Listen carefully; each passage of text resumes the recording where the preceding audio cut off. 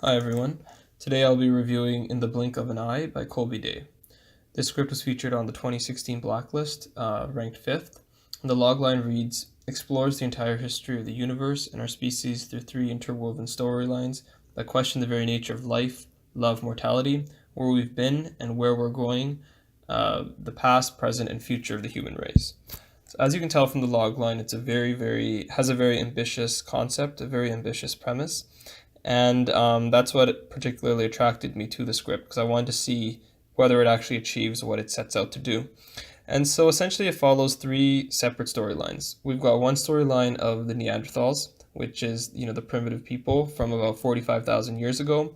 We have one set in the present timeline, which is Claire, who's like this anthropologist or archaeologist, and she's essentially researching the Neanderthals. And then we have Coakley, who is this futuristic type of person who seems to be this product of an ageless gene, so she doesn't age at all, and she's on a spacecraft and on a mission to colonize a new planet. And so essentially, the script keeps cycling between these three storylines, and I think the question that's important to ask at the end of these scripts is, did it emotionally resonate with you? Does it do what it sets out to achieve, which is kind of do this like meditation on time and on life and on love and mortality, which is what it says it's going to do in the log line.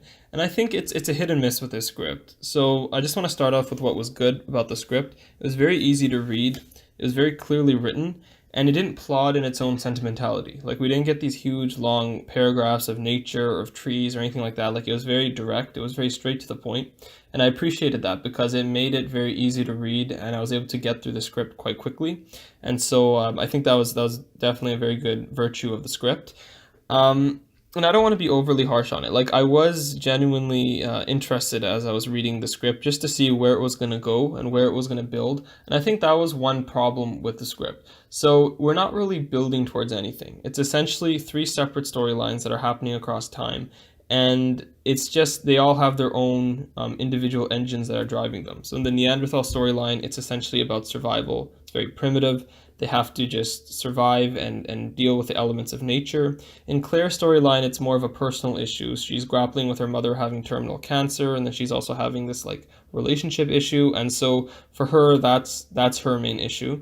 And then the third issue with Coakley was a more very technical issue, which is she has to struggle with something on the spacecraft where her hydrogen is like not working, and so she has to technically deal with that.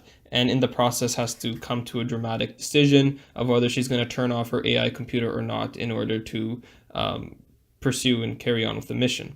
And so, as you can see, like with Claire's storyline, I found that the least dramatically interesting, mainly just because it was focused a lot on kind of romance and on her dealing with grief, and she was kind of generally, sorry, an unsympathetic character because she was very rude and very mean to a person who was interested in her, and she just in general wasn't very likable. She didn't have any virtues that that made the reader want to root for her. The Neanderthals was an interesting storyline because I think we don't see a lot of like their stories told on screen. So I think anything involving Neanderthals is going to be interesting because it's genuinely interesting to see how these people survived at that time and what they were doing, the whole hunter-gatherer story. And then with Coakley in a spacecraft, it's good sci-fi. She's stuck on the spaceship. She has to deal with something. And so while individually they were all building in their respective storylines and they all had these different goals that was driving them, I was looking to see how those storylines were going to connect with each other.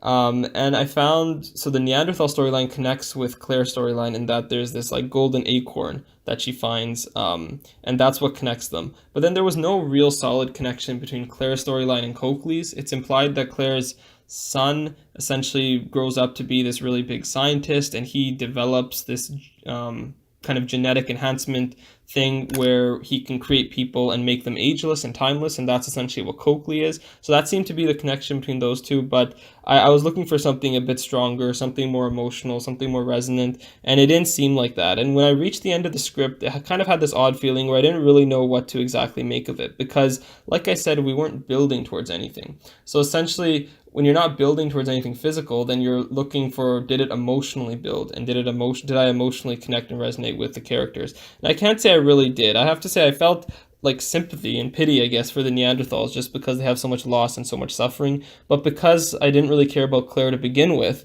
I didn't really care about what happened to her or her story. And I mean, she lives a fine life in the script. So there was no real like conflict. There was no real issues that it felt like she had to deal with. And so it made it seem like her storyline was very benign. With Coakley, she is basically like a robot, and so she doesn't even have any feelings to begin with. And so I think it was hard, again, to resonate with her as a character and empathize with her.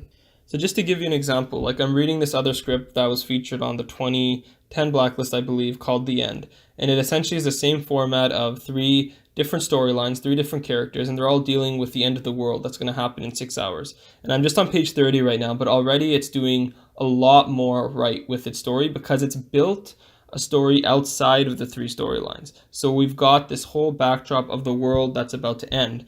And that's infusing a lot of conflict and a lot of drama in the storylines, and it's connecting them in a unique way. Whereas in this one, there was nothing outside of the storylines. So each storyline had its own unique engine driving it, but there was nothing binding them together. There was no greater urgency. And I think the script had some missed opportunities. So for example, it's implied that there's some apocalyptic event that's happening on Earth, and that's what has led to Coakley being in a spacecraft and having to colonize new planets.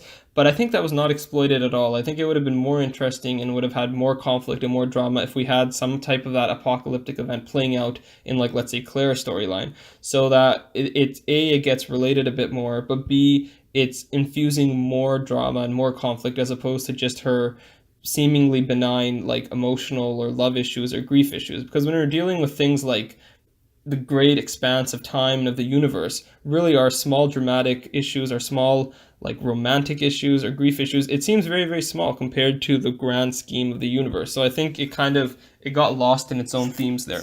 But overall, I would say it wasn't a bad script. It was still I was just looking more for it. I was looking for more feelings for it, more emotion, more exploitation of its premise. I'd still say it's worth a read if you're interested in these types of scripts.